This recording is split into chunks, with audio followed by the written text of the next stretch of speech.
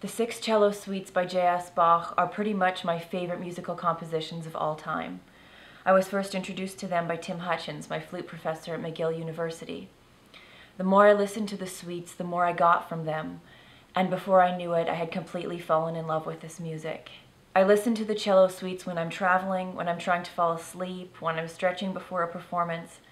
And because this music is so important to me, I felt like I had to include one of the suites in Aurelia Productions' first show, The Men Behind the Music, Bach, Handel, and Mozart.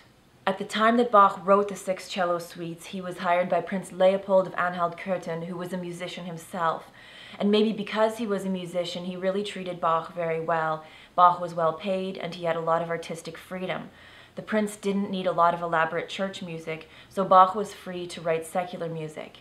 It was during this time that Bach wrote the orchestral suites, the partitas for solo violin, the Brandenburg Concerti, in addition to the cello suites. When I was writing The Men Behind the Music, I wanted to let people know that Bach wasn't a superstar during his lifetime, and in fact, his music was hardly performed right after his death. The cello suites were no exception. The suites were an odd choice right from the beginning. To start out with, it seemed that very few people back then really liked the instrument. They certainly didn't think it had much potential, and at the time it was used almost exclusively for accompaniment. Somewhere along the way, one of the manuscripts for the suites ended up in Spain. Luckily, a 13-year-old boy named Pablo Casals found them in a pawn shop.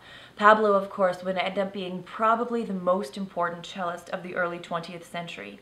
He took the music for the suites home and practiced them every day for 12 years before he finally felt ready to perform them. This is the thing about the suites. They're a real challenge for the performer. This music is so intimate and so personal, it expresses things that words cannot.